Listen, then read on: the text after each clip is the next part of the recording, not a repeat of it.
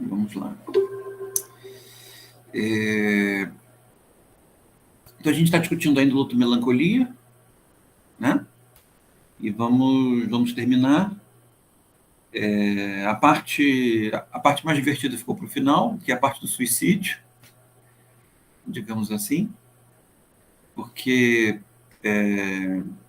a melancolia pode ter um elemento atávico, e o atavismo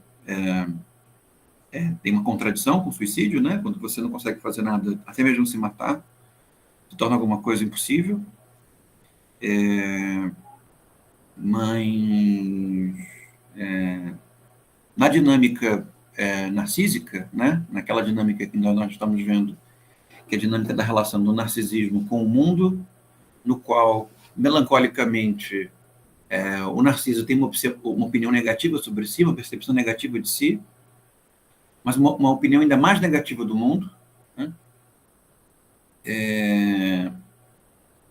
E esse movimento, o Freud vai percebendo, ele é capaz de gerar um momento, né, que é um momento, digamos assim, pré-atávico, em que o ego, né, o sujeito, o eu, em se percebendo esvaziado de qualquer tipo de estímulo, ou caminhando, né, por um momento em que os estímulos vão levá-lo a um atavismo, eles colocam numa posição suicidária, né?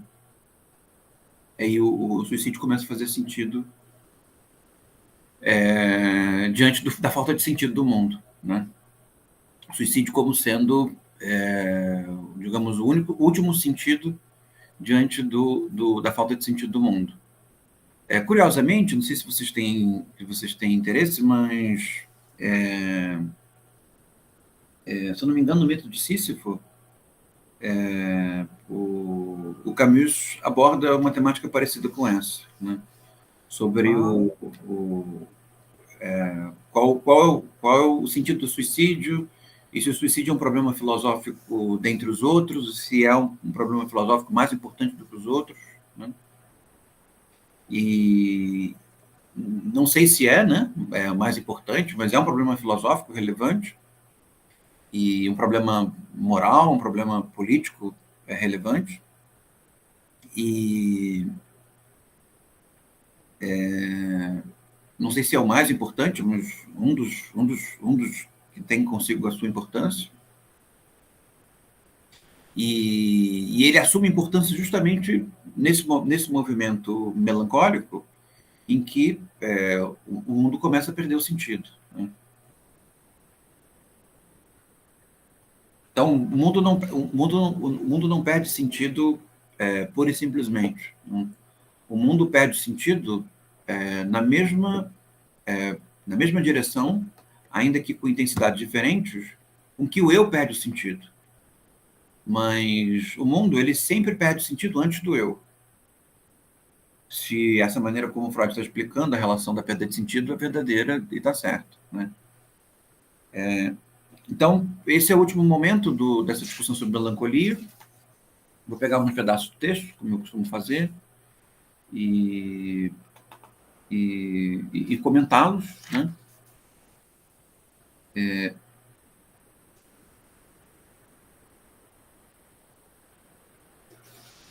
Então, ele diz assim, na página 183.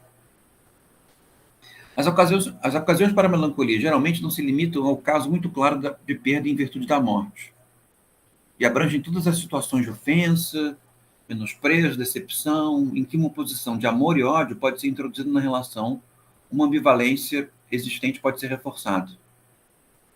Esse, para mim, é uma das indicações que se pode ter no texto, se pode tirar do texto freudiano, para entender uma certa relação entre melancolia e vida comum, melancolia e vida política,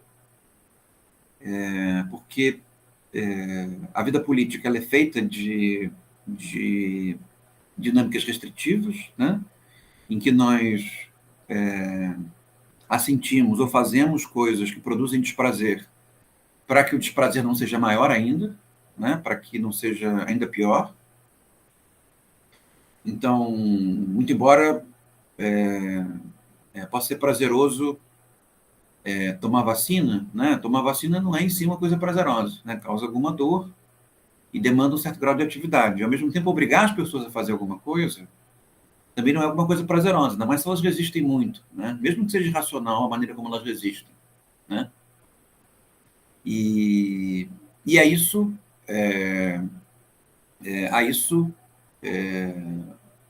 pode ser percebido uma dinâmica restritiva em que há frustração, né, ou seja, a perda de alguma coisa, há uma espécie de semblante de desamparo, e esse semblante de desamparo traz consigo, não necessariamente, mas fortemente, uma causa melancólica, né, uma causa de um sentimento melancólico. Então, você fica imaginando liberais muito nervosos sendo obrigados a tomar vacina e eles se sentindo muito frustrados com o fato de que a liberdade individual deles foi relativizada, né? E eles têm na liberdade individual uma coisa muito importante.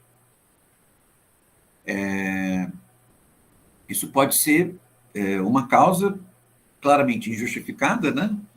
Tendo o atual cenário em questão, mas uma causa, né, injustificada de melancolia.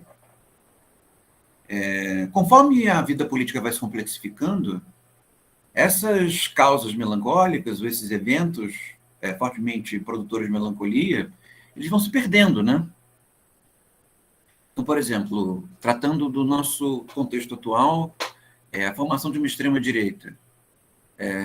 Dá para explicar, em termos contemporâneos, ou tentar explicar, pelo menos em termos contemporâneos, as causas que gerariam uma melancolia cuja consequência fosse a formação de uma extrema-direita, né? Mas vai chegar um momento que isso vai se perder. E não vai ser mais tão relevante se a extrema-direita se fixar, e parece que ela tem se fixado, vai chegar um momento em que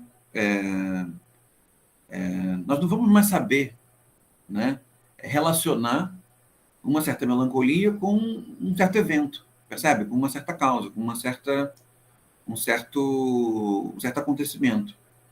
Tudo que nós vamos poder fazer é identificar determinadas práticas com relação às quais há a produção de melancolia, muito embora não se possa dizer muito bem o que originou essas práticas, né? Qual foi o desamparo que, de certa maneira, originou a atividade restritiva que produziu essa prática, né? Então, me parece que, mesmo quando a historicidade, quando a complexidade social, ela faz com que a determinação de uma causa melancólica se perca, né? E evidentemente que essa causa ela é uma convenção, mas ela é uma convenção que deriva de algum grau de consistência. Então, mesmo quando encontrar essa consistência se torna quase que impossível, parece que, como um criminoso, a melancolia deixa pistas, tá? Para usar um pouco esse vocabulário de romance policial que o Freud tanto gosta. E a pista que a causa melancólica parece deixar é a ambivalência, percebe? O que faz com que haja uma forte afinidade, como vocês estão vendo nesse curso, entre práticas produtoras de melancolia e a politicidade, né? A gente consegue perceber que se eu vou atrás da melancolia, eu acabo achando a política, e se eu vou atrás da política, eu acabo encontrando a melancolia. Mas mesmo que isso se perca na complexidade social, nós não saibamos mais determinar onde está a melancolia e onde está a politicidade, porque a politicidade não é evidente, né? ela se mistura na vida social. Ambivalência digamos assim, uma pista, né? Ou seja, são dinâmicas que nós sentimos ao mesmo tempo como boas e ruins, percebem? Elas nos fazem sentir alguma coisa ruim e alguma coisa boa ao mesmo tempo. E há uma certa indecidibilidade nesse âmbito das justificativas entre o que é bom ou o que é ruim. Então, no caso da vacina, ela é sentida com um grau de politicidade alto por aqueles que não concordam com ela. Né? Por quem concorda, ela é muito menos causa de melancolia do que para quem discorda, né? Convenhamos. E para quem concorda e encontra justificativas para ela, a possibilidade de melancolia é muito menor, né? Percebe? Porque mesmo que possa haver uma certa produção de desamparo, essa produção de desamparo ela é amenizada pela justificativa, pela racionalização, né? Racionalização é um modo pelo qual nós lidamos, não de maneira infalível, mas com um certo grau de eficiência com os nossos sentimentos, né?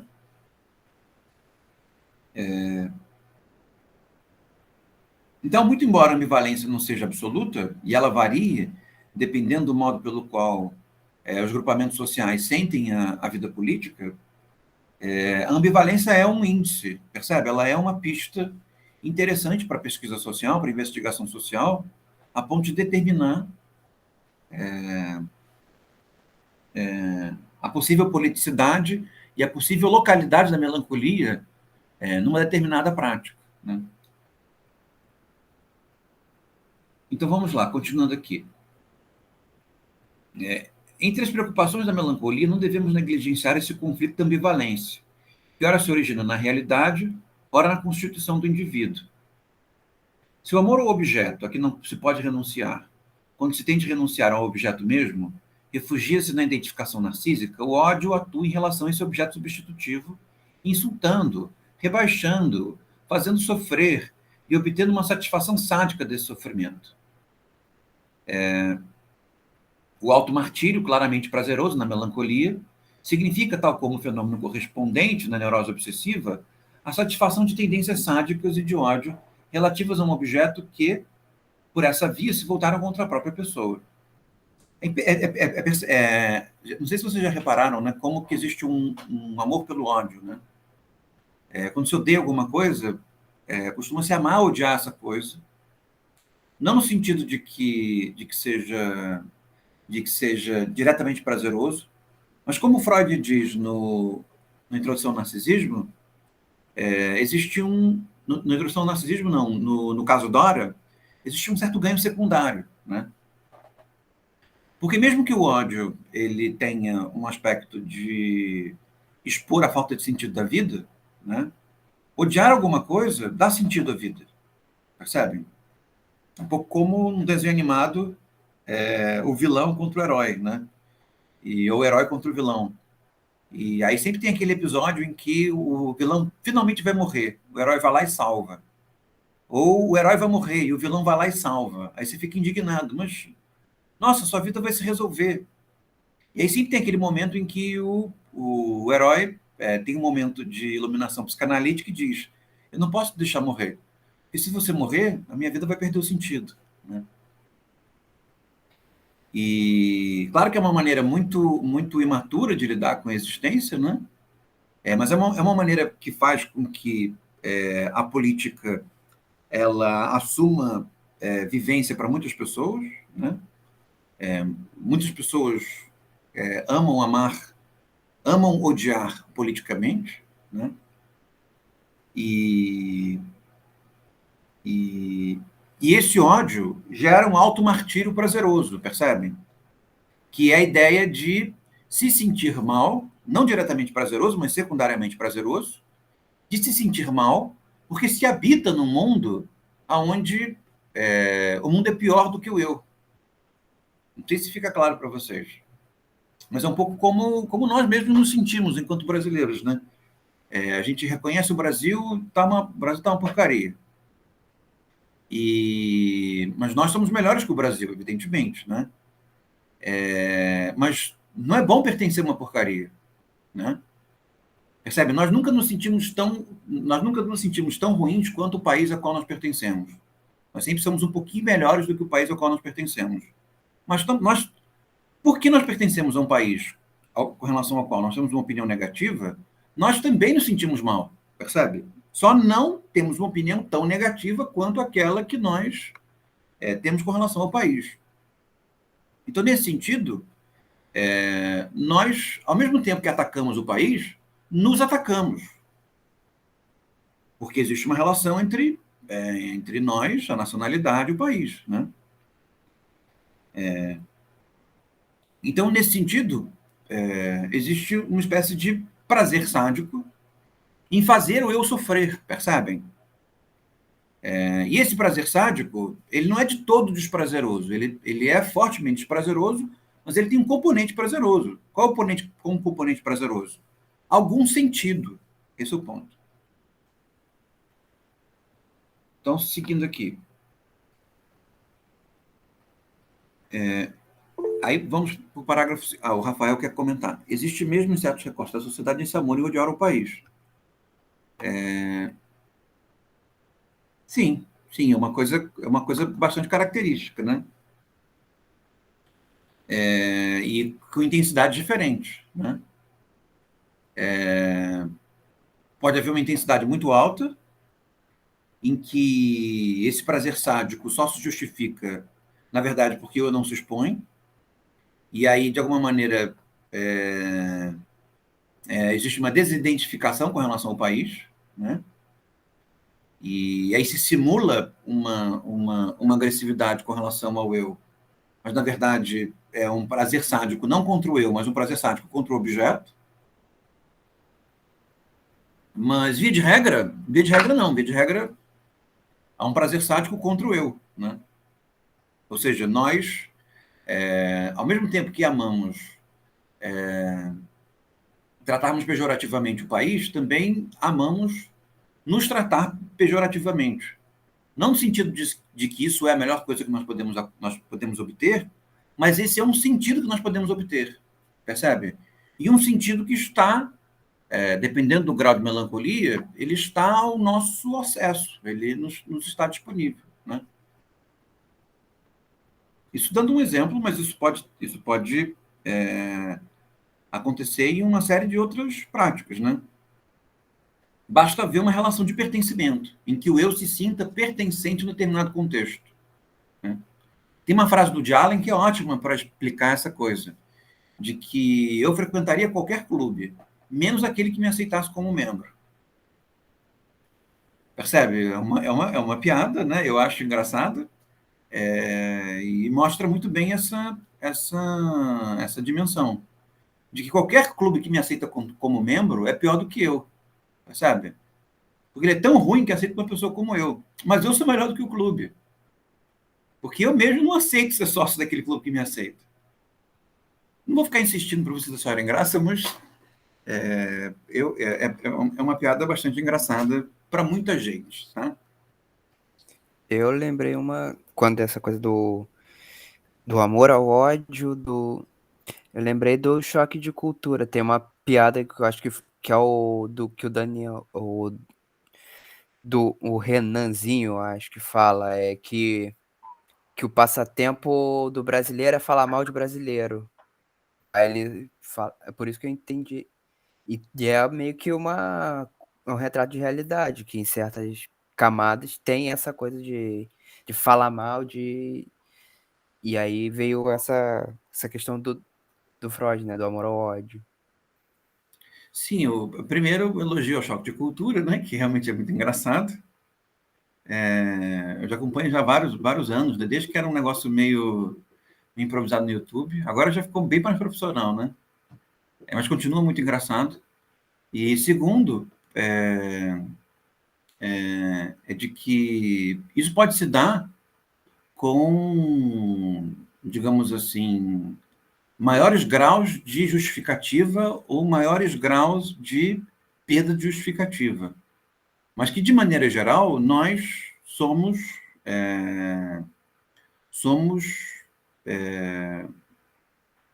duros com os âmbitos aos quais nós pertencemos, e que isso causa um prazer, que é o prazer de obter um sentido relativamente fácil em podendo se, de certa maneira, de forma indireta, estabelecia uma relação pejorativa consigo mesmo, né? Então, seria um pouco dizer assim, olha, eu aceitaria qualquer nacionalidade, menos a brasileira. Por quê? Porque eles me aceitam, sabe? Ou seja, eu posso ser ruim com muita gente, mas eu jamais seria tão ruim quanto um brasileiro que me aceita. Que me aceitar faz com que o Brasil seja ainda pior do que ele é. E é claro que nem sempre as pessoas entram em contato com isso, né? Principalmente as elites nacionais não entram em contato com esse esquema muito interessante e irônico, né? Mas no fim das contas é justamente isso. Qual é o prazer de se sentir mal com o Brasil? Se sentir melhor do que o Brasil. Por quê? Porque o Brasil o aceita, né?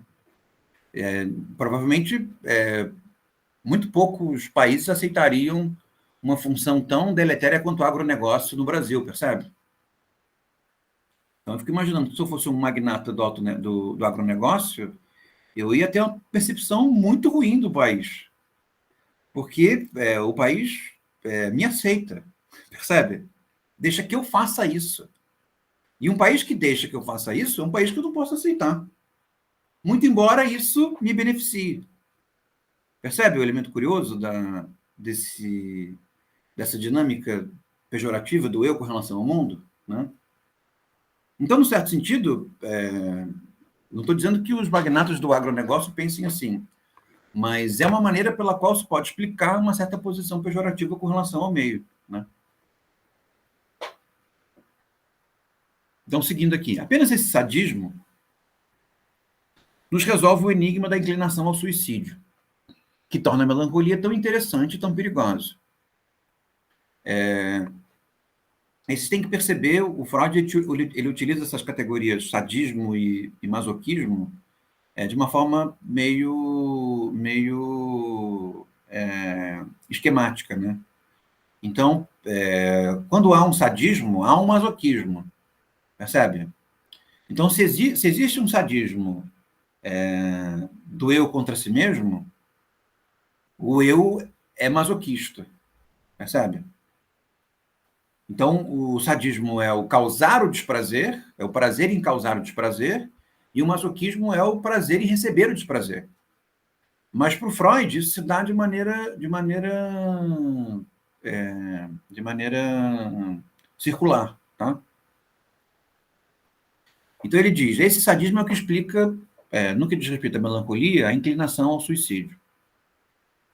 Aí ele diz assim, nós percebemos como o estado primordial de onde parte a vida institucional, um tão formidável amor do eu a si próprio, esses remetam novamente ao autoerotismo e coisas dessa natureza. Vemos libertar-se, na angústia gerada pela ameaça à vida, um tal montante de libido narcísica, que não entendemos como esse eu pode consentir na sua própria destruição. Né? Como que o eu pode consentir em se destruir? Né? É a pergunta do Freud. E aí ele diz assim, há muito sabemos, é verdade, que o neurótico não abriga ideias de suicídio que não venham de um impulso homicida em relação aos outros, voltado contra si. Mas era incompreensível o jogo de forças em que tal intenção consegue se tornar ato. Né? Então, uma coisa são ideias suicidas, outra coisa é a possibilidade do suicídio. Né?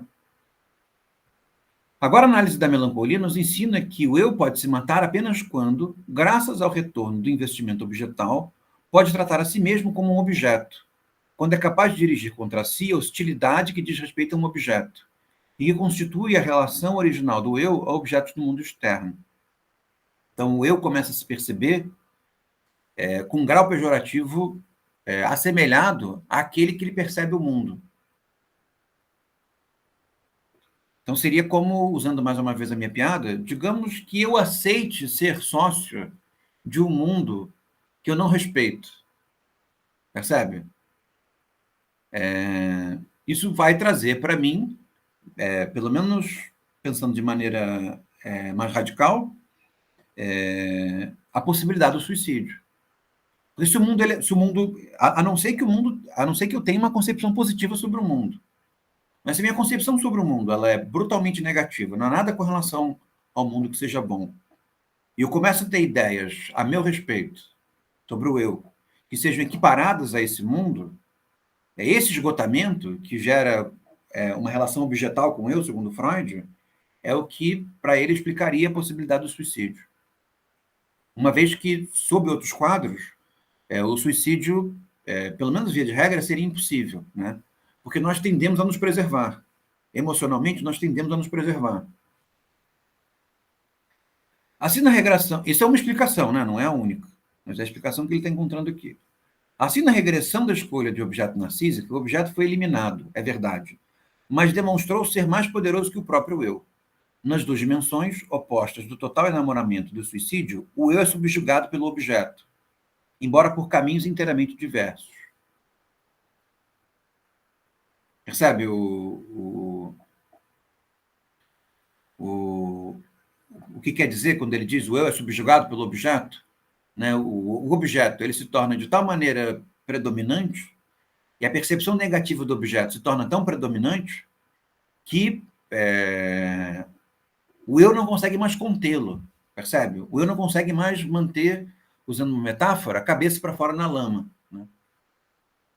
E se o mundo parece melhor do que o eu, né? Que é um movimento emocional relativamente impossível, né? O suicídio ele se torna cada vez mais uma ideia recorrente, né? Isso torna uma prática possível.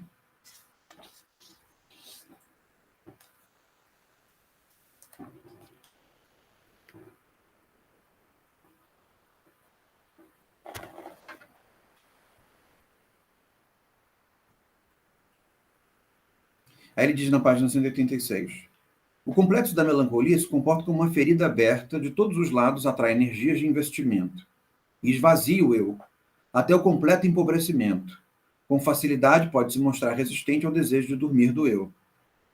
É uma característica da melancolia, né? O eu não quer mais existir, então só dorme, né? Porque, digamos que o sono é uma maneira de lidar com esse esvaziamento do eu, sem entrar em contato com uma maneira defensiva, né, de lidar com esse esvaziamento do eu, sem lidar com a falta de sentido, né? Porque, no fim das contas, para que essa falta de sentido exista, é preciso que o eu esteja presente. Para que o eu possa ser esvaziado, o eu tem que estar presente, né? E no sono, durante o sono, né, o eu está menos presente, quando não ausente. Tá? O Freud já tinha essa percepção, né, e essa percepção os neurologistas reforçam, né, de que o sono não é um estado contínuo, né? Nós vamos variando em estados de sono e existem estados em que o eu está mais presente e outros em que o eu não está, né? Então, você pode ter sonhos suicidas, mas para ter sonho e ter percepção do sonho, algo da consciência está desperto, né? Página 186. Está fazendo sentido para vocês? O que ele chama de empobrecimento do eu? Sim. Tá. Aí ele diz assim ainda. A peculiaridade mais singular e mais carente de explicação na melancolia consiste na tendência a se transformar em mania, um estado com sintomas opostos ao dela. Não é toda melancolia que tem esse destino, como se sabe. A gente falou bastante sobre a mania, né? E a presença da mania no âmbito político, né? Num certo sentido, se pode explicar um estado de extremos pela oscilação entre ideias suicidas, um comportamento suicida e mania, né? Tipo uma personalidade meio Getúlio Vargas, né? Era o Jânio Quadros, né? Dizendo que o Jânio Quadros também ele vivia sempre numa oscilação significativa entre ideias suicidas, o comportamento suicida, ou um comportamento maníaco, né? Em que era preciso refazer o mundo, ou era o caso de morrer, né? O caso de se matar, né?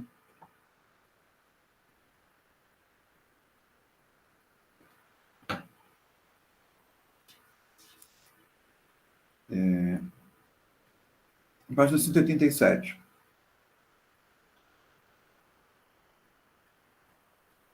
A impressão já comunicada por diversos pesquisadores psicanalíticos é que a mania não tem conteúdo diferente da melancolia. Isso também a gente já viu bastante, né? E mania e melancolia estão... A mania é um tipo de melancolia, né? Então, vamos lá. Aí, para fechar o texto, ele diz assim, na página 191 da minha edição. Ele diz assim: mas a melancolia, como vimos, tem algo mais no conteúdo que o luto normal. Né? A melancolia não é só o luto sem autodepreciação. Né? Nela, a relação com o objeto não é simples, sendo complicada pelo conflito da ambivalência. Então, na melancolia, o objeto não morreu. Né? O objeto foi perdido, mas existe a possibilidade de reencontrá-lo.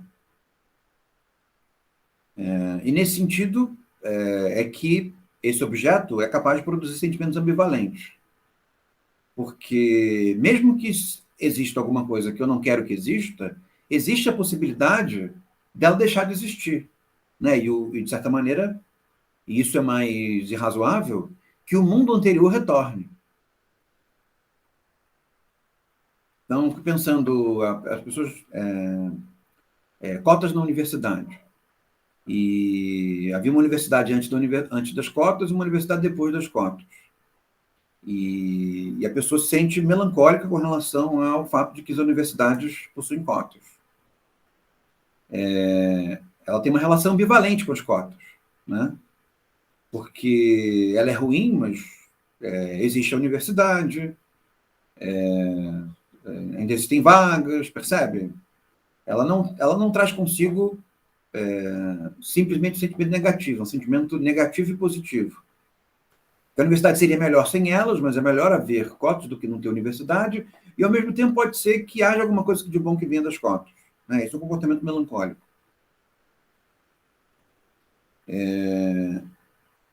Alguma coisa que causa melancolia. Então, essa ambivalência está diretamente ligada ao fato de que a universidade anterior não morreu, ela se perdeu, percebe? Mas ela pode ser retomada, digamos assim. E como ela pode ser retomada? Que a modificação do objeto desapareça, ou que o novo objeto desapareça para dar espaço ao antigo. Né? Isso é uma maneira de lidar, uma maneira de explicar, dar um exemplo de um tipo de melancolia relacionada a uma perda. E uma ambivalência se relaciona com ela.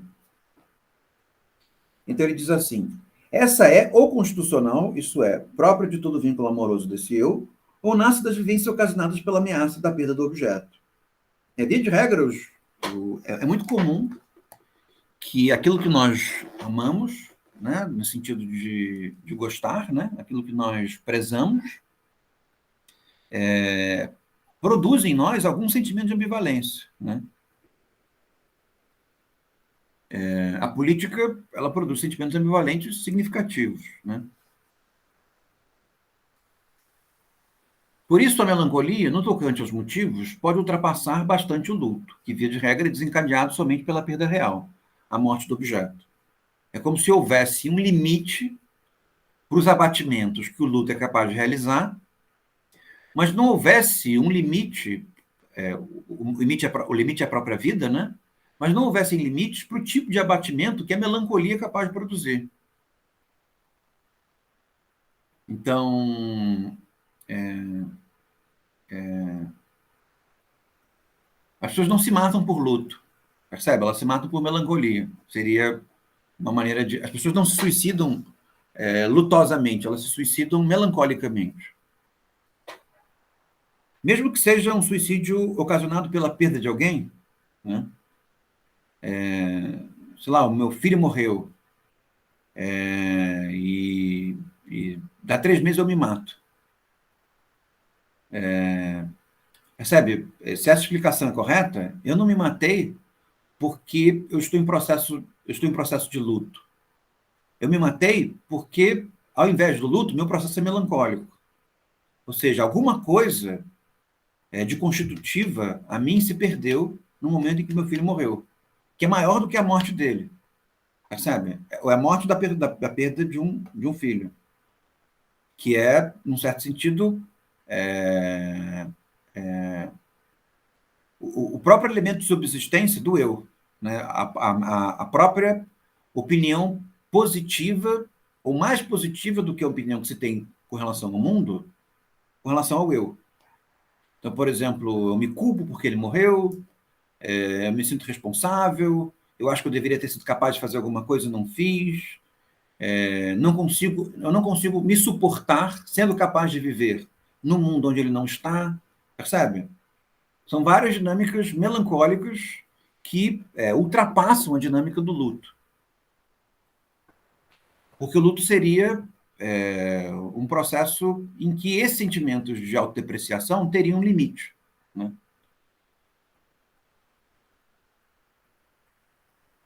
Portanto, na melancolia, travam-se inúmeras batalhas em torno do objeto, nas quais ódio e amor lutam entre si.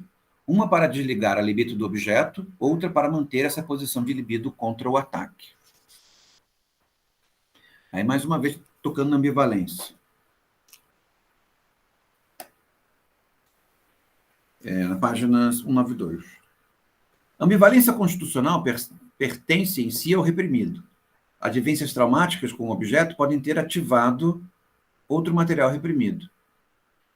Assim, tudo que diz respeito a esses conflitos da ambivalência permanece subtraído à consciência, até que sobrevenha o desenlace característico da melancolia. Esse também é um dos elementos que fazem com que a análise política seja tão complicada. Porque, via de regra, nós não temos consciência da ambivalência que nós sentimos, né? É preciso um movimento de autorreflexão, um movimento investigativo no que diz respeito aos fenômenos, para entrar em contato com o fato de que existe um sentimento ambivalente em questão.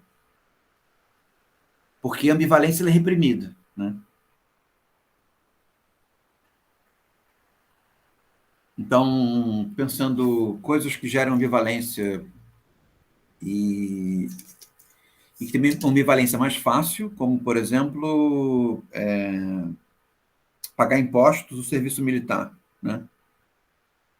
Pagar impostos do serviço militar tem uma ambivalência evidente, que é tão intensa que não dá para reprimir, né?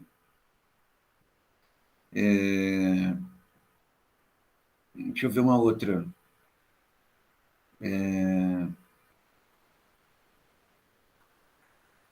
O voto obrigatório, né? O voto obrigatório traz consigo também uma ambivalência, mas uma ambivalência muito menor, percebem? Então, por vezes, nesse caso é evidente porque voto, né? Que me faltou um outro exemplo de uma coisa social que tem um grau de politicidade significativa, mas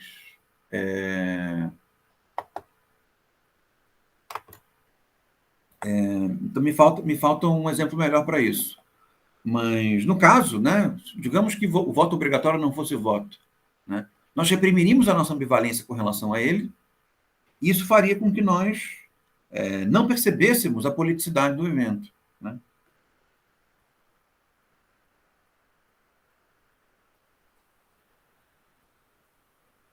Então, seguindo aqui, estou pensando em um outro exemplo melhor do que esse, mas não me ocorreu ainda não. Ele consiste, como sabemos, em que o investimento libidinal ameaçado abandona finalmente o objeto, mas apenas a fim de retirar para o lugar do eu de onde havia partido. Refugiando-se no eu, o amor escapa à eliminação. Após essa regressão da libido, o processo pode se tornar consciente e é representado na consciência como um conflito entre uma parte do eu e a instância crítica. Ele está dizendo a ambivalência, ao invés de aparecer no objeto, ela vai para dentro do eu, e no eu ela não aparece, né? Uma maneira pela qual, via de regra, nós não conseguimos perceber a ambivalência das dinâmicas políticas que nos implicam, né? Então, pensando pessoas brancas ocupando um shopping center que não tem pessoas negras. E pessoas negras nem sequer trabalham no lugar. Como um shopping center em São Paulo. As pessoas não percebem que existe uma ambivalência clara nesse ambiente, né? Onde a ambivalência se refugia? Ela se refugia no eu. Ou seja, não é possível pertencer, não é possível perceber a ambivalência justamente porque essa ambivalência está sendo percebida como uma característica intrínseca ao meu mundo, né? E, nesse sentido, não percebo os elementos ambivalentes do meu mundo, né? Muito embora eles são ambivalentes, porque se eu começo a perder esse mundo, eu começo a perceber de maneira negativa, né? Então, no momento em que começar a aparecer pessoas negras no meu shopping, eu vou começar a não gostar. E vou perceber que eu tenho um sentimento de ambivalência com relação a isso. Porque seria monstruoso admitir que pessoas negras não habitassem meu shopping, ao mesmo tempo em que não estou gostando de pessoas negras habitando o meu shopping. Percebe? Isso pensando numa pessoa com opiniões minimamente razoáveis, né? Se uma pessoa racista, o problema é outro, né? Uma pessoa declaradamente racista, o problema já é outro, né? Já não é mais um problema em que a melancolia está num estado de elaboração, né? A melancolia já se tornou um comportamento maníaco e é insuportável entrar em contato com ela, né? Aí a pessoa vê alguém, né, digamos, uma empregada sem uniforme, faz um escândalo, né? Agride a empregada. Ah, você não pode estar aqui sem uniforme, como acontece em algumas regiões do país, né?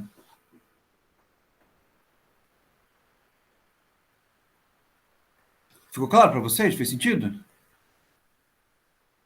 Ou quando a ambivalência não aparece, né?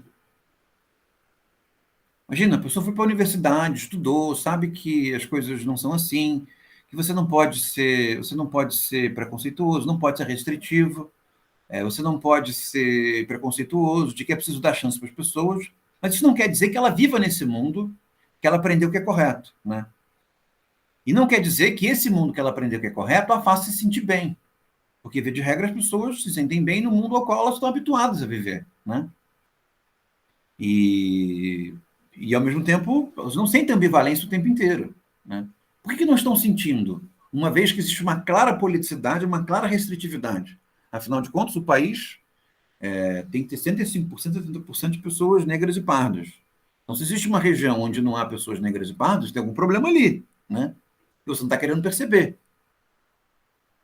Perceberam? Onde que essa ambivalência foi parar, né? Segundo Freud, ela foi para o eu. Ela se escondeu no eu. Ela não está no objeto. E aí vamos seguindo. Ele diz assim: vemos que o eu se deprecia e se enraivece consigo. E, assim como o doente, não compreendemos ainda aonde isso pode levar e como pode mudar. Assim como o luto leva o eu a renunciar ao objeto, declarando-o morto e oferecendo ao eu o prêmio de continuar vivo, do mesmo modo, cada conflito de ambivalência relaxa a fixação da libido no objeto, desvalorizando, depreciando e até abatendo, por assim dizer.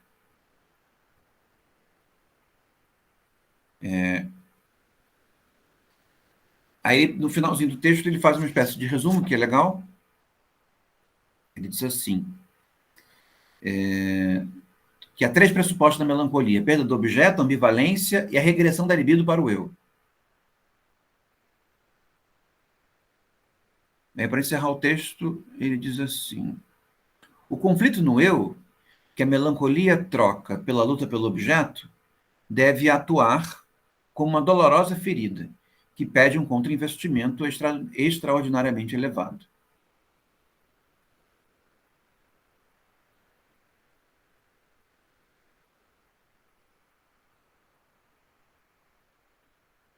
Tem uma outra citação sobre a ambivalência que pode ser uma boa. Um pouquinho antes disso, ele diz assim: nestes,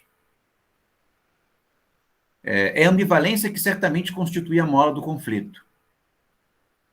E a observação mostra que, passado ele, nada resta que semelhe o triunfo de uma disposição maníaca. Isso nos leva a considerar o terceiro fator como único influente: a regressão da libido para o eu. aquele acúmulo de investimento inicialmente vinculado, que após o término do trabalho da melancolia é liberado e torna possível a mania, deve estar ligado à repressão da libido ao narcisismo. De certa maneira, o que ele está dizendo é que alguma coisa que a gente tem repetido aqui várias vezes, né? Que a mania é uma maneira de não entrar em contato com a melancolia, né? Ou seja, a mania é uma tentativa de preservar o eu, né? Isso não quer dizer que seja uma maneira muito boa para o mundo, né? Mas é uma maneira de preservar o eu. Questões sobre luto, sobre esse texto? Senão a gente pode começar então a transitar para a nossa próxima discussão, que é esse texto da Juliana Kristeva, que é O Sol Negro, que traz uma série de questões que a gente já vivenciou, né? A gente já viu, já explicou, já comentou, mas ao mesmo tempo faz relações novas, que são interessantes. Por exemplo, ela aborda de maneira mais detalhada isso que ela chama de um esfacelamento do eu, né? Se repararmos aqui, o eu no Freud, ele mais ou menos se preserva na sua unidade, né? E essa é uma característica que é comentada por muitos autores, né? Principalmente no que diz respeito à sociedade burguesa, né? Ou a literatura feita na sociedade burguesa, é de que, mesmo sem uma posição esquizofrênica, né? Em que o eu não é, em que o eu é fugidio, frágil ou esfacelado, que seria uma característica desse tipo de melancolia, um certo esfacelamento do eu, e talvez até mesmo uma certa função protetiva do esfacelamento do eu. A gente vai comentar um pouco sobre isso no Data Carruagem. E o segundo ponto interessante também, que é relativamente original no que diz respeito às discussões que nós tivemos até agora, é a relação da melancolia com a feminilidade. Eu acho que pode ser também uma chave de leitura interessante.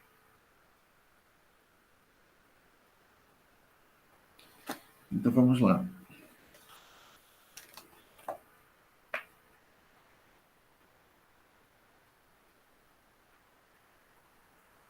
Eu vou proceder do mesmo jeito, né? Como eu sempre faço.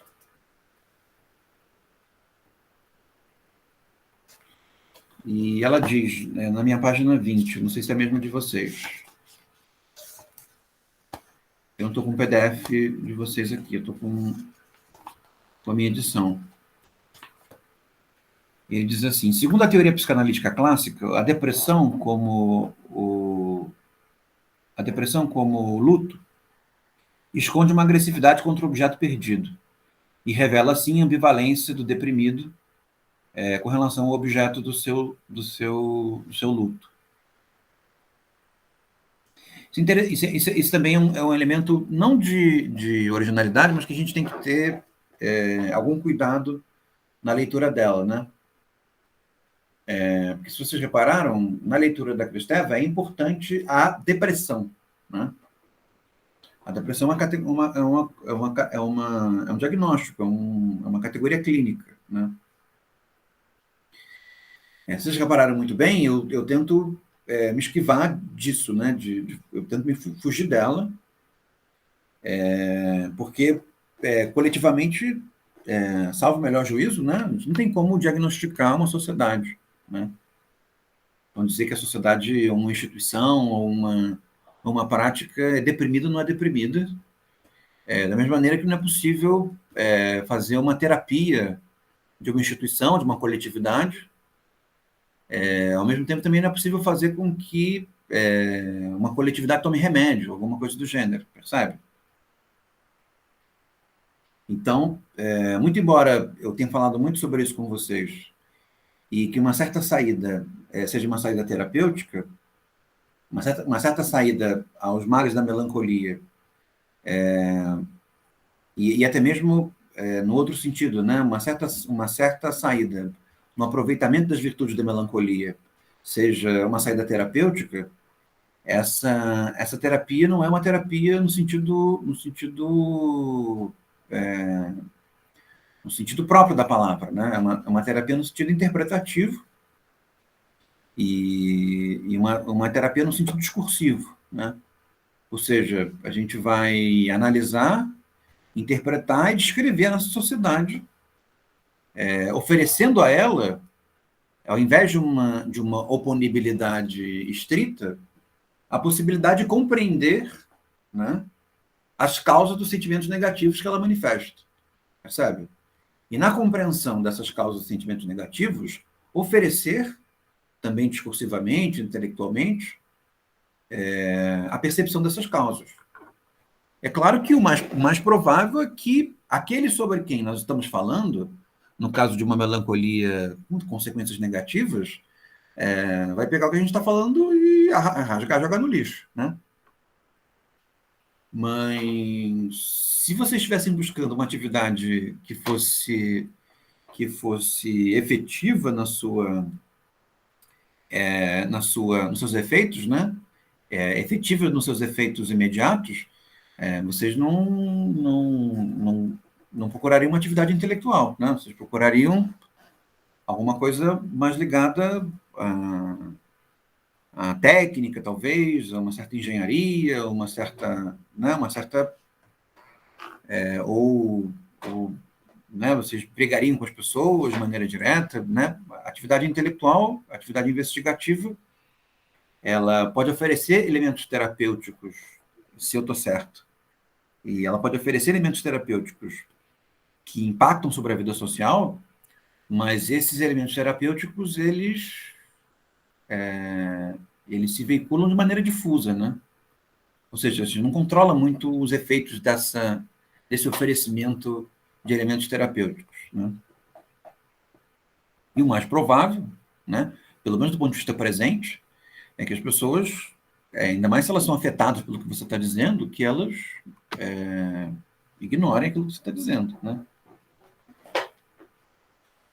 Então, você vai dizer que parte dos sentimentos negativos persecutórios do Brasil contemporâneo decorrem de uma atitude melancólica.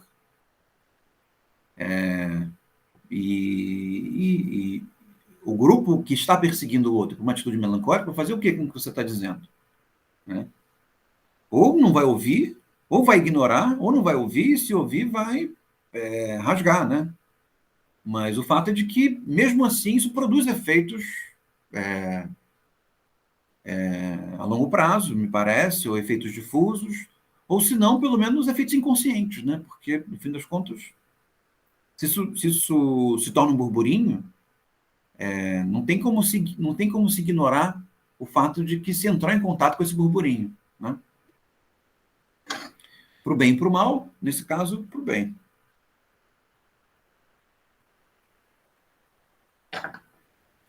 Então, seguindo aqui. Eu amo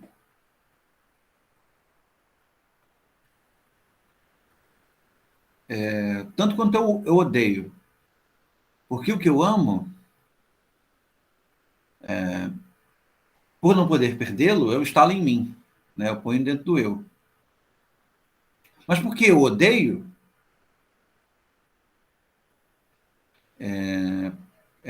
eu acabo odiando dentro de mim. Se eu sou mal, eu sou nulo, eu me mato. Ela descreve em poucas palavras esse esquema geral da melancolia descrita pelo Freud. Então, a reclamação contra si será, então, uma reclamação contra o outro e o arriscar-se a morrer, né? É uma espécie de... como é que se pode dizer? Uma espécie de camuflamento da morte do outro, né? Aquele esquema que eu disse, que é o esquema suicida, né?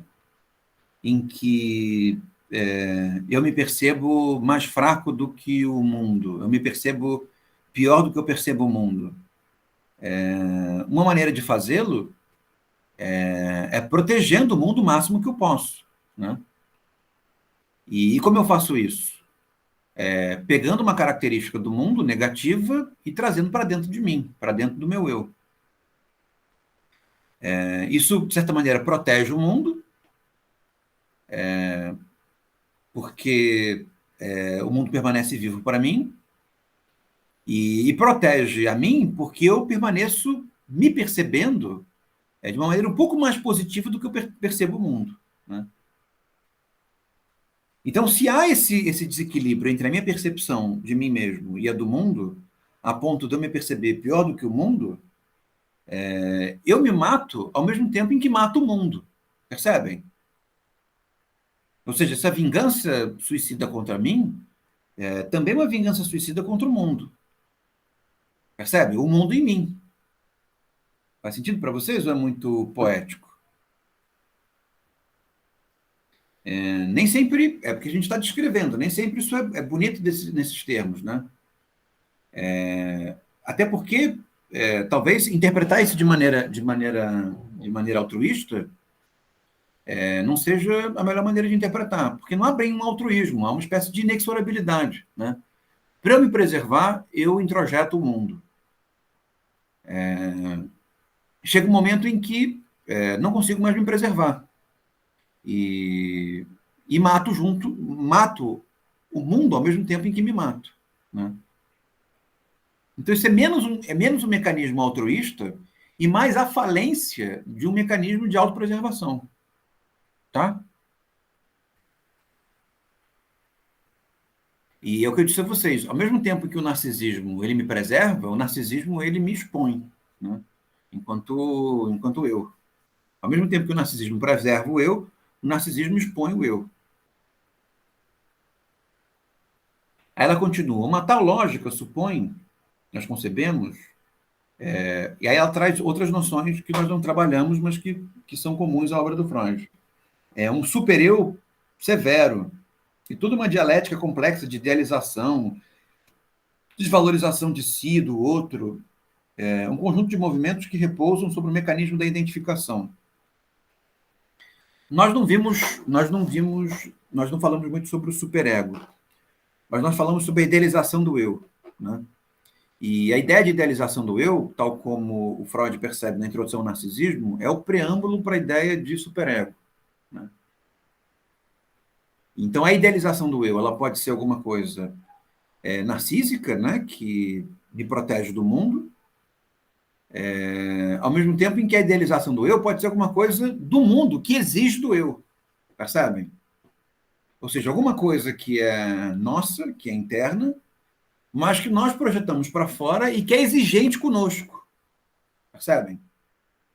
A ideia de super-eu concerne a essa dinâmica, a nós vivenciarmos uma instância externa que nos exige e que torna a nossa vida mais difícil, né? Como, por exemplo, a instância relacionada à moralidade.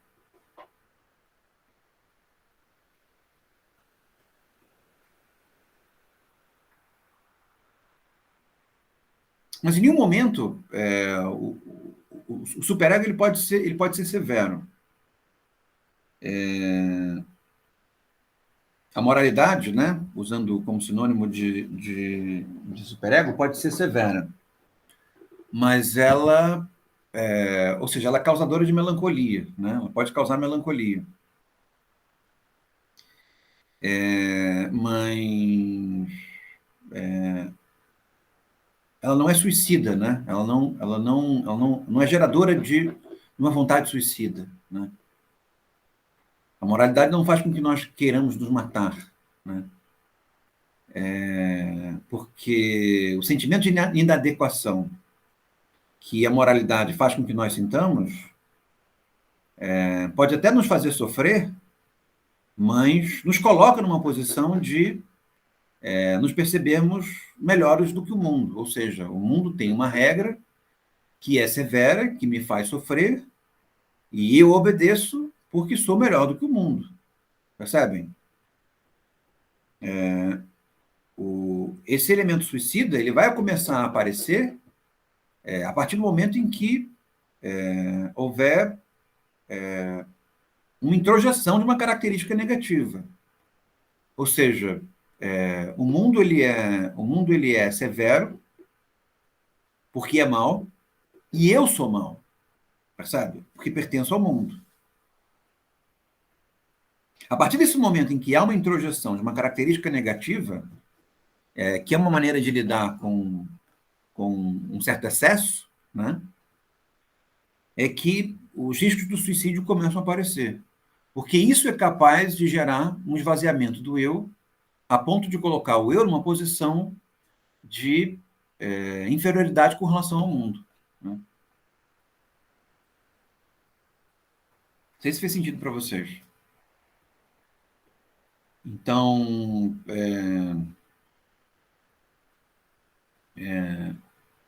pensando no exemplo da corrupção, né? Nenhum corrupto se sente constitutivamente corrupto. Né? Todo corrupto se sente instrumentalmente corrupto. Ou seja, por que ele se sente instrumentalmente corrupto? Porque se ele acha que o eu dele é corrupto, percebe? Isso começa a gerar um esvaziamento do eu a ponto de que ele se percebe pior do que o mundo. E nesse momento o eu não se preserva. Né? O eu se preserva também produzindo cegueiras. Né? Então ele vai, qualquer pessoa corrupta, para se proteger do efeito da corrupção sobre ela vai entender que a corrupção é uma característica do mundo, alguma coisa a qual ela foi obrigada, alguma coisa a qual é constitutiva dos processos históricos, é constitutiva dos processos institucionais. Ela nunca vai se ver como corrupta, percebe? Constitutivamente corrupta. Ela vai se ver como conjunturalmente corrupta. Né? Agora, se a característica negativa é introjetada, e esse é um modelo,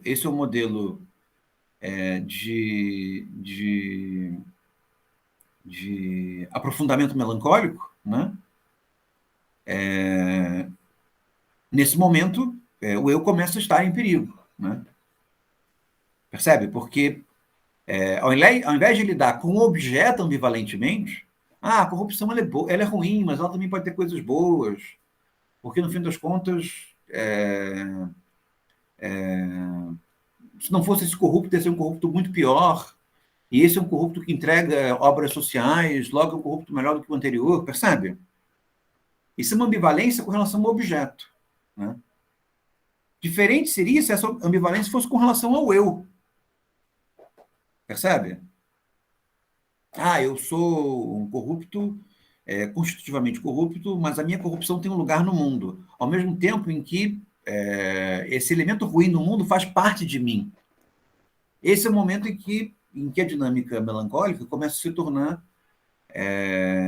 com elementos suicidas, né? E que são, curiosamente, para pessoas que têm dinâmicas negativas no mundo, né? É muito incomum. Porque para que as pessoas se permitam uma dinâmica negativa no mundo, o eu tem que estar protegido. Né?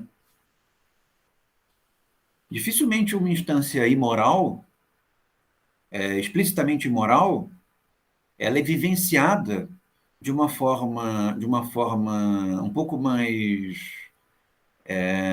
digamos assim, pragmática, se o eu não estiver protegido. Né?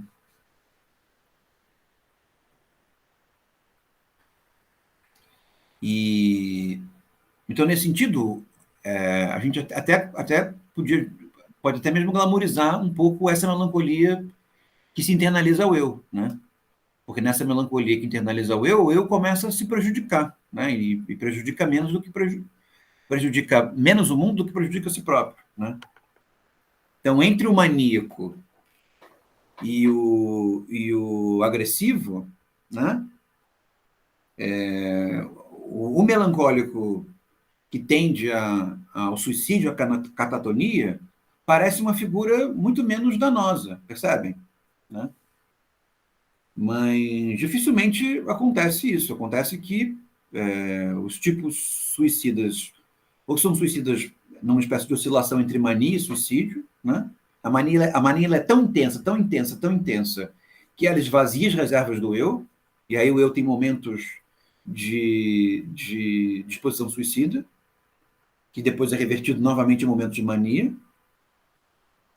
Ou a melancolia, justamente para não entrar no eu, não se tornar constitutivo ao eu, é transformada numa prática, né? Numa atividade irreflexiva, né? Na qual um sentimento negativo se torna alguma coisa programática, habitual, capaz de gerar efeitos exteriores, né? Então, dificilmente a imoralidade ela é praticada se não houver uma certa blindagem para o eu, né? Não sei se faz sentido para vocês isso, né?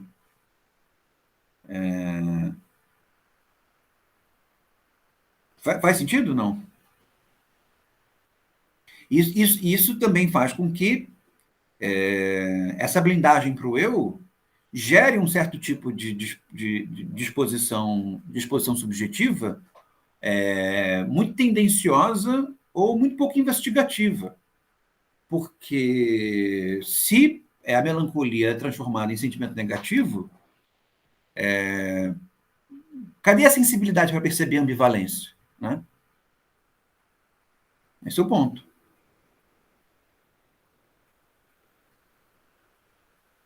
É nisso que, por vezes, claro que de maneira um pouco tendenciosa, mas por vezes se faz uma dualidade entre os tipos práticos e os tipos reflexivos, né? Tipos reflexivos mais sensíveis e melancólicos, tipos práticos menos reflexivos e menos melancólicos. Tipos práticos mais disponíveis à imoralidade e tipos reflexivos menos disponíveis à imoralidade no sentido público, né? Percebem? Claro que essa dualidade não é verdadeira, né? As coisas são muito mais complicadas do que isso. Mas no que diz respeito a uma certa idealização de tipos psicológicos, isso é alguma coisa que se costuma montar. O que é mais comum e mais provável é que haja uma certa cegueira, né? Pontual. Ou seja, nós não percebamos a imoralidade na qual nós estamos implicados. Ou seja, não percebamos a ambivalência na qual nós estamos implicados, mas percebamos outras, né? Percebem?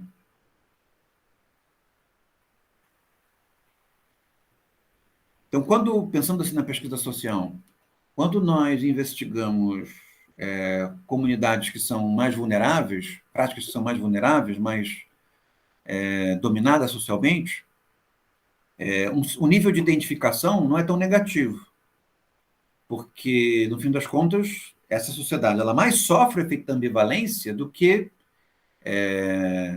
a ambivalência que ela produz é relevante, né?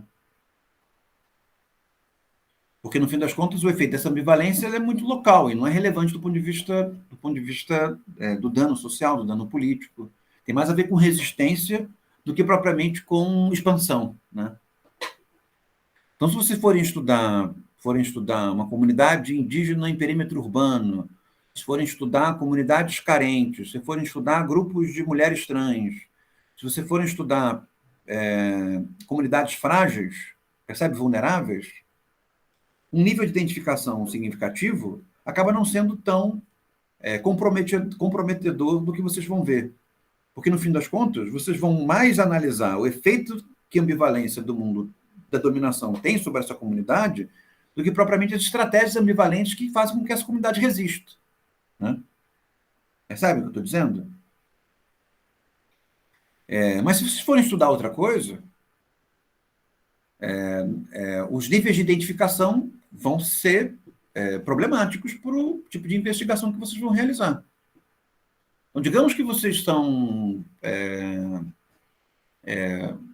têm uma identificação imensa com o parlamento e vão estudar o parlamento. Percebe? É provável que vocês comecem a idealizar o lugar do parlamento, ao invés de perceber a ambivalência intrínseca ao parlamento.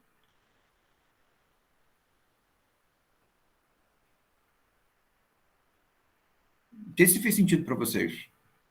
Vocês vão estudar tudo que vocês queriam na vida ser fiscais do imposto de renda. E vocês vão estudar imposto de renda. As práticas sociais dos fiscais do imposto de renda. É provável que vocês vão idealizar essa dinâmica. Né? Percebe? Vocês não vão conseguir perceber a ambivalência intrínseca a ela. Esse é o ponto que eu acho que está em questão aqui. Que é o elemento da identificação. Quando que a identificação ela é relevante e quando a identificação pode ser danosa, né? Pode ser cega. Mas que todos nós temos identificações variadas, ou seja, cegueiras variadas, isso é o mais natural de tudo. Né? E é nisso que alguma coisa monteniana ainda faz sentido, acho que no mundo contemporâneo, no que diz respeito à investigação social, para não dizer outras, que é o tal do conhece-te a ti mesmo, né? Porque, no fim das contas, sem um autoconhecimento, a possibilidade de ver direito, usando essa metáfora, diminui muito, né? A não ser que você esteja se dedicando a esses âmbitos em que a autopercepção talvez não seja tão relevante, justamente pela fragilidade do âmbito, né? E, de certa maneira, talvez isso possa ser dito também, a percepção dos elementos de identificação, a consciência da identificação, tem um aspecto fragilizador do ponto de vista subjetivo. Né? Então, se a gente estiver numa greve, vocês são professores do ensino fundamental, da rede pública, aí vocês vão para uma greve. Se na greve vocês forem entrar em contato com o elemento ambivalente da greve, vocês não vão querer fazer greve, vocês vão querer sentar e chorar. Né? Porque o elemento de percepção da identificação vai fragilizar a posição subjetiva. Ou seja, vocês vão introjetar um componente... ao perceber esse elemento ambivalente no mundo, vocês vão introjetar esse elemento ambivalente. E vocês vão começar a duvidar do que vocês estão fazendo. Né? E aí vai ser uma greve meio ridícula, uma greve que nem o futebol dos filósofos do Monty Python, em que cada um vai para um lado, ninguém quer fazer nada. Né? Porque todos nós estamos nos percebendo nos nossos elementos constitutivos, na nossa formação subjetiva. E perceber subjetivamente, muito embora possa ser uma força, a partir do momento em que se tem maturidade sobre isso, entrar em contato traz consigo um nível significativo de fragilidade. Né? É o que faz com que os nossos cursos, né, antropologia, ciências sociais, filosofia, sejam cursos que nós percebemos uma modificação interna muito significativa. Né? A gente se percebe passando por um processo. E que esse processo, ao mesmo tempo que nos dá uma maturidade emocional em algum momento, ele nos fragiliza. Né? Nossas crenças ficam abaladas. Né? Então, continuando aqui.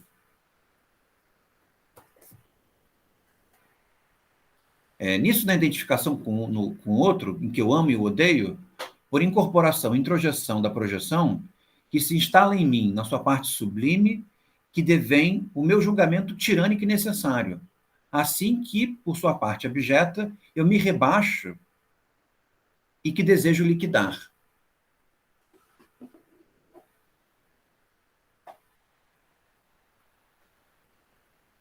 Isso é diferente, por exemplo, quando se estuda uma instituição, quando a gente está analisando uma instituição muito persecutória, né? Uma instituição persecutória, tipo estudar a polícia. Né? Não demanda muito esforço de autoconhecimento. Se você não for policial, ou se seus pais não forem policiais, se sua namorada não for policial, ou seus namorados não forem policiais, é mais ou menos fácil estudar polícia. Por quê? A polícia é uma coisa muito diferente de você. E as características ambivalentes da polícia vão ficar evidentes para você, e você vai poder tomar decisões, talvez radicais, com relação a ela. Extingue isso tudo aí. Percebe? Isso aí não tem jeito. É tanto vício, é tanta perseguição que não tem razão de ser. Percebe? Não é um desejo de liquidação que se dá com relação ao eu. Se dá com relação ao objeto. E um objeto distante. Quanto mais distante, mais fácil liquidar um objeto. Percebem?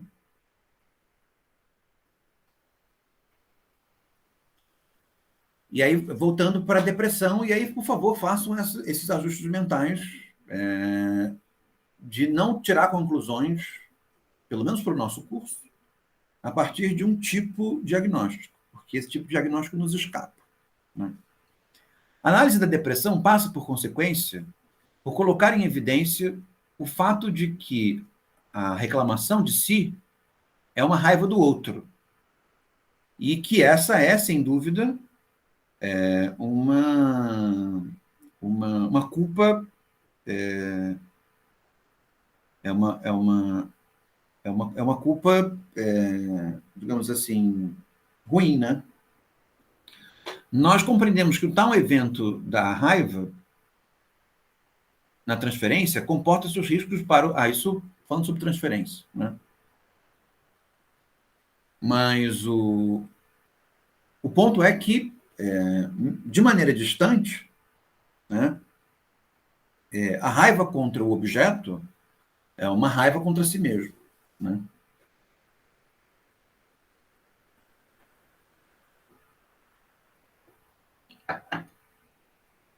E, de certa maneira, acho que poderia ser interpretado de maneira oposta, né? De que a raiva contra um objeto é uma maneira de não sentir raivas com relação a si mesmo. Né? Então, quanto mais distante o objeto, mais eu me sinto afastado do objeto. Mais fácil é odiá-lo, mais fácil é querer destruí-lo. Né? E enquanto eu destino essa força negativa para fora, eu não destino essa força negativa para dentro. Né? E se pode dizer que esse impulso agressivo contra coisas com relação às quais o impulso agressivo é devido, tem a mesma causa, tá, do impulso agressivo daquilo com relação ao que o impulso agressivo é indevido. Percebem? Ou seja, querer destruir a polícia provém do mesmo mecanismo de querer destruir os fascistas, por exemplo. Percebem? A justificativa não é a mesma, a razão não é a mesma, mas o mecanismo emocional é o mesmo. Esse é o ponto. Evidentemente que faz toda a diferença que esse mecanismo emocional é utilizado para alguma coisa consistente ou alguma coisa inconsistente. Então, não é a mesma coisa querer destruir os fascistas e querer destruir eu dei um exemplo igual, né? Que destruir os fascistas é assemelhado a destruir a polícia. Mas digamos que você queira destruir a comunidade LGBT e o outro quer destruir a polícia. Não é equiparado querer destruir a comunidade LGBT a querer destruir a polícia. Mas querer destruir, esse é o ponto. Vem do mesmo mecanismo melancólico. Esse é o ponto. Acho que agora ficou mais claro para vocês. Ficou? Então, muito embora a justificativa importe, né, de modo que as duas coisas não sejam equivalentes, né, do ponto de vista emocional, é o mesmo mecanismo que está em questão. E, de modo geral, querer destruir alguma coisa, muito embora não seja quase que intrínseco, né? Lembrem do Fordá, sobre o qual o Freud fala, né? Sobre o neto, que destruindo um carretel, nós fazemos isso, né? Nós destruímos e reincorporamos. Mas querer destruir alguma coisa, do ponto de vista da maturidade emocional, traz consigo a falta de elaboração da melancolia. Esse é o ponto. Porque, muito embora não seja equiparado, querer destruir a comunidade LGBT e querer destruir a polícia são duas atitudes melancólicas. Duas atitudes melancólicas que não entram em contato com o material melancólico. Né? Esse é o ponto. Percebem? Querer destruir envolve um mecanismo de de cegueira subjetiva. Mas, mais uma vez, né, tentando abrandar a indignação do Arthur, não é equivalente, tá? Não é equivalente.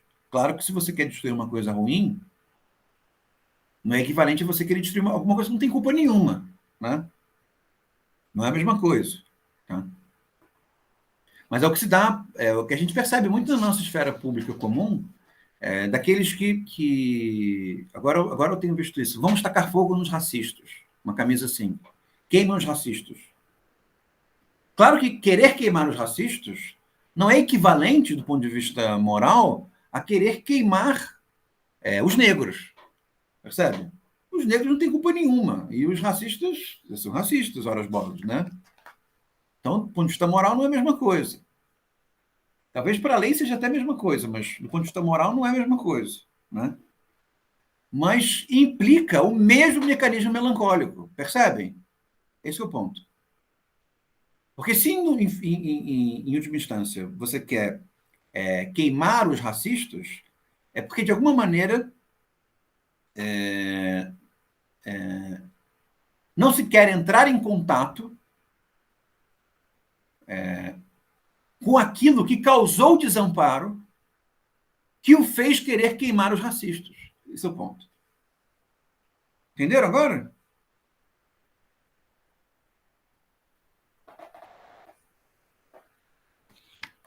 Mas, realmente, se for para escolher, né, se vocês estiverem numa dúvida, se vocês estiverem no impasse entre quem eu queimo? Queimo negro ou queimo racista? Por favor, queimem racistas. Tá? Não sei, né? Às vezes... Importante dizer, né? Oi? Importante dizer, né? Para não ficar confuso. Eu sou professor, né? Eu tenho obrigação de deixar as coisas bem, bem explicadinhas.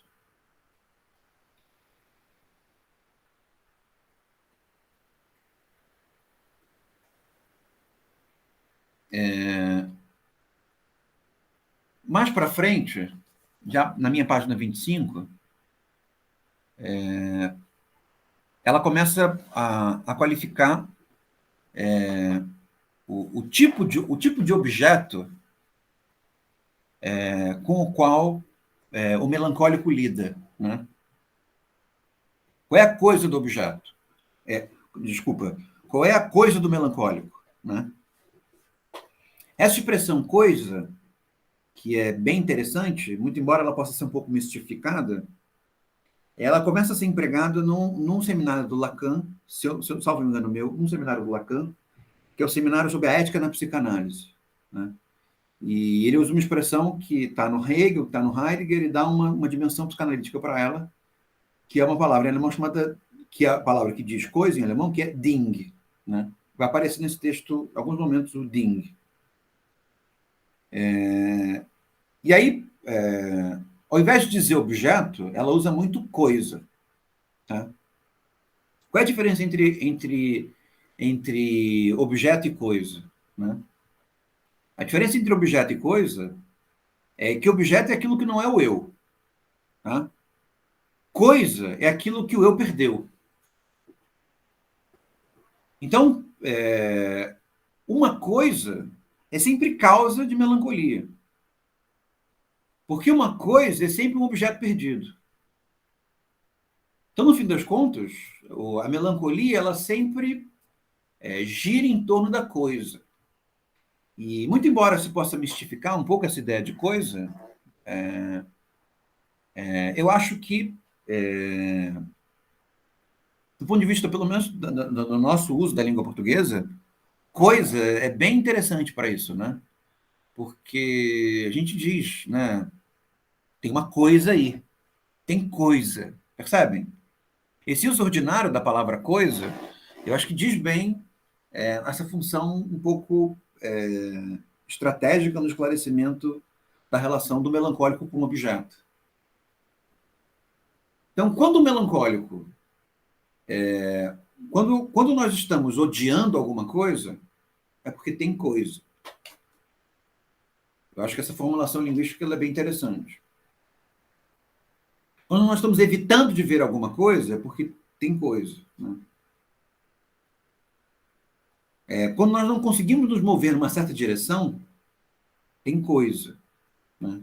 Ou quando nós nos movemos com muita facilidade numa determinada direção, tem uma coisa imensa. Né? Talvez a outra expressão, que é um pouco mais desagradável, mas também faz muito sentido no nosso uso da língua portuguesa, é o caroço, né? Que usamos para falar do angu. Né?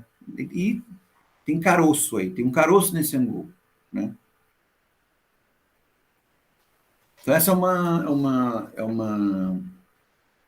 um uso interessante que a gente pode continuar utilizando. Aí ela diz na página 25, jamais a ambivalência pulsional é mais apavorante do que dentro desse esfacelamento da alteridade, onde, sem o filtro da linguagem, eu não consigo inscrever minha violência no não. Não mais do que em outro signo. Eu não posso expulsar por gestos, por espasmos, por gritos. Eu projeto, eu empurro. Né? A coisa necessária é assim e absolutamente meu inimigo. O polo delicioso da minha raiva, ela diz. E esse é um elemento interessante, porque ela marca, digamos, especificidades linguísticas da melancolia. Né? Talvez esse seja um dos pontos mais bacanas desse texto. Né? Porque o Freud faz muito, nos textos que nós vimos, né? Ele faz muito a metapsicologia da melancolia. E o que é essa metapsicologia? Significa mostrar o mecanismo da melancolia. Né? E o mecanismo da melancolia no que diz respeito ao princípio do prazer. Né? Poderia ser uma maneira de resumir a abordagem do Freud com relação à melancolia. Então, mostrando quais são os impasses que o princípio do prazer coloca com relação a si mesmo e no fim das contas, ele explica a melancolia a partir desses impasses. Né? Então, querer destruir o mundo é uma maneira de manter o prazer. Né? Querer destruir uma coisa é uma maneira de manter prazer. Querer se destruir mostra uma... Querer se destruir parcialmente é uma maneira de manter prazer. Percebe? Querer se destruir completamente mostra uma espécie de colapso do prazer. E o eu, ele se torna uma das instâncias que administram essa relação com o mundo, fazendo com que nós queiramos destruir o mundo, destruir parte do mundo, entender coisas que nos incomodam, que nós queremos preservar e destruir ao mesmo tempo, e ao mesmo tempo nos destruir para permanecer no mundo. Né? Quando, por exemplo, isso é muito forte na melancolia, nós temos uma percepção pejorativa sobre nós mesmos. Né? Nós não estamos tendo uma percepção pejorativa apenas para ter. Nós estamos tendo uma percepção pejorativa para nos mantermos viáveis. Esse é o ponto.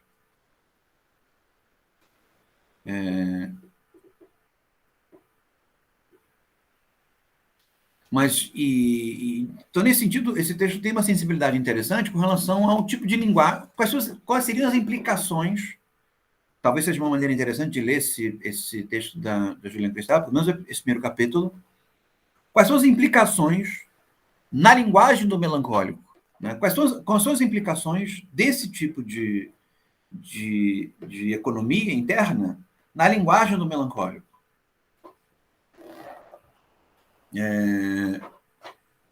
E aí, uma das percepções dela é que a linguagem do melancólico é uma linguagem pouco,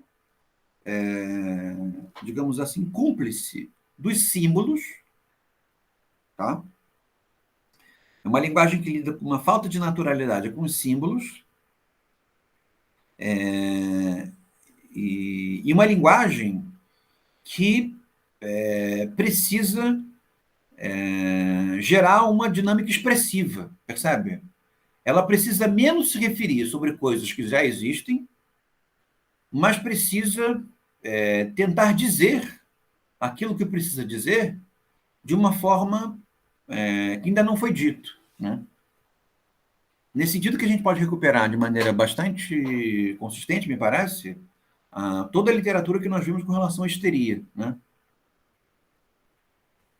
Porque é um pouco como a gente vê no jogo democrático, né? As pessoas ficam muito frustradas e essa frustração assume uma série de roupagens que não são lá muito democráticas, né? Muito agressivas, muito ruidosas. E aí as pessoas na esfera pública dizem, ué, por que você está fazendo assim? Existem meios para isso.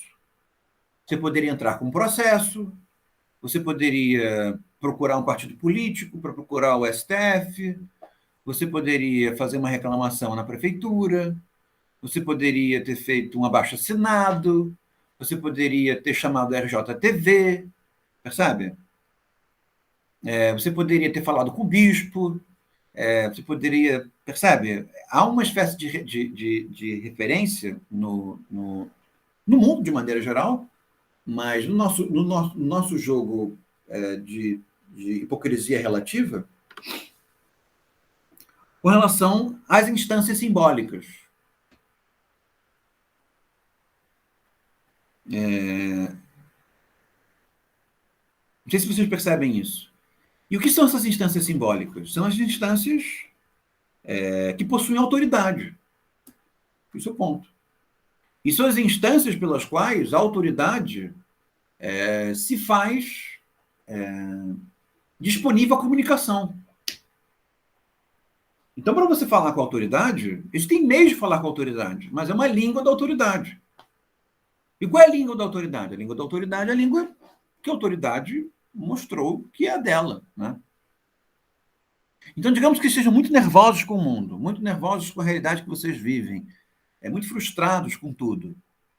E aí vocês têm que fazer um trabalho final sobre melancolia. E aí vocês dizem, não estou conseguindo escrever. E quando escrevem, vocês escrevem de uma maneira muito pouco, como se diz, acadêmica, né? Muito pouco conceitual. Aí eu vou dizer para vocês o quê? Vou dizer, eu estou criando um exemplo, tá? Não se preocupem com isso, porque eu estou bastante melancólico nesse sentido. A minha disponibilidade aos símbolos tem sido baixa. Mas o que seria esperável que eu fizesse? Né? Eu dissesse a vocês precisam aprender a comunicar a frustração de vocês nos termos de um trabalho acadêmico. Então, imagino que vocês tenham feito disciplinas de metodologia, vocês tenham aprendido alguma coisa sobre a BNT, alguma coisa sobre referências bibliográficas, alguma coisa sobre apresentação, problema, desenvolvimento, e é isso aí. Me entreguem a frustração de vocês em termos simbólicos, percebe? Ou seja, o modo pelo qual a autoridade universitária, vinculada à autoridade política, vinculada à autoridade, digamos assim, da linguagem, a linguagem pública, ensinou a vocês. Eu não quero um grito, eu não quero, eu diria, né? Eu não quero um grito, eu não quero uma expressão, eu não quero um gesto, percebe? Eu quero um símbolo. Então, nesse sentido, a melancolia, ela traz consigo essa rejeição ao símbolo e uma vontade de signo. Seria a expressão que ela utilizaria nesse texto. Então, vocês poderiam ler símbolo e signo nesse sentido. Símbolo remete ao público e à autoridade. O símbolo remete ao público e à autoridade. E o signo remete à frustração e à expressão. Tá?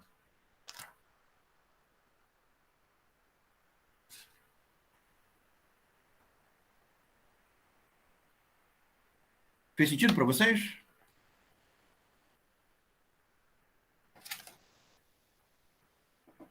Então tá.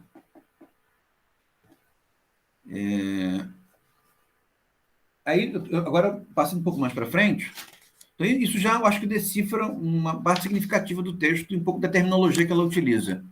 Que é essa terminologia, símbolo, signo, está muito presente no pensamento do Lacan, mas ela é própria das discussões linguísticas, né? Das discussões da linguística como um campo de conhecimento, que acabam sendo muito importantes para a psicanálise francesa a partir do Lacan. Tá? Mas o que ela está dizendo com relação à linguagem melancólica vocês não encontram no Lacan. Né? Essa interpretação de que a linguagem melancólica ela tem uma ambientação expressiva, sígnica, vocês não vão encontrar na mesma interpretação que o Lacan faz. Tá? Talvez o que se possa dizer, que é bastante lacaniano na interpretação dela, é de que o que motiva essa dinâmica expressiva é a coisa, ou seja, a perda do objeto.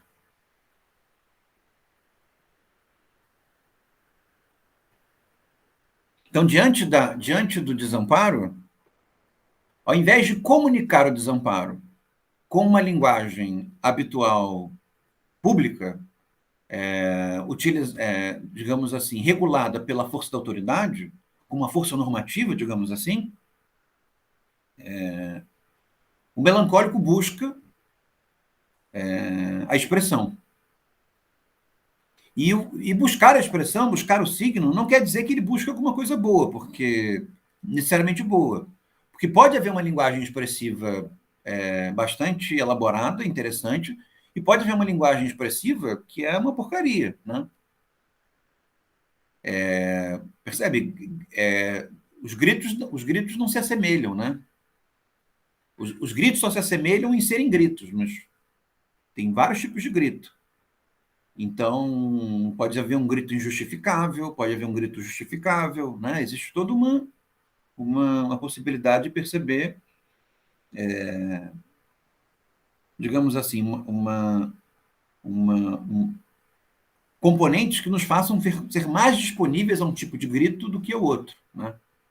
Então, eu fico imaginando que os gritos da extrema-direita contemporânea, que é bastante melancólica, sejam gritos que não me interessam muito, salvo na sua dimensão melancólica, né? De entender por que se grita, entender por que está se gritando. Ao mesmo tempo, o grito da histérica é um grito que me interessa fortemente, né? Ao mesmo tempo, eu julgo que a histérica, falar do modo que os símbolos permitiriam que ela falasse, seria justamente a traição e, ao mesmo tempo, o boicote à própria questão da histeria, né? Porque, em última instância, justamente a questão da histeria é que só existe uma linguagem autoritária e autoritativa e simbólica para se expressar no mundo dos homens. Então, para as mulheres falarem no mundo dos homens, ou os homossexuais falarem no mundo dos homens, é preciso gritar e esse grito inventar uma nova linguagem, né? Então, não é assemelhado, mas, ao mesmo tempo, dentro desse âmbito da melancolia, existe uma necessidade de grito, né? Esse é o ponto.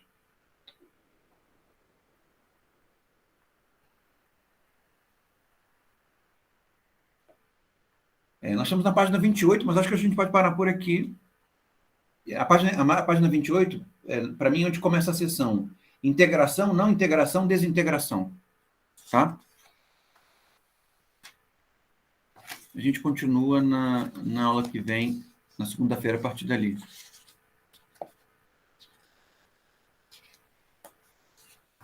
Beleza. Tá bom, gente? Acho que a gente andou bastante. E quem já conseguiu terminar de ler, né, a Juliana Crestava, comece a ler o Discurso Melancólico da Marie-Claude Lambotte. Tá? Pode ser uma boa. Beleza. Gente, brigadíssimo. Fiquem bem. Obrigado, professor, pela aula. Boa noite.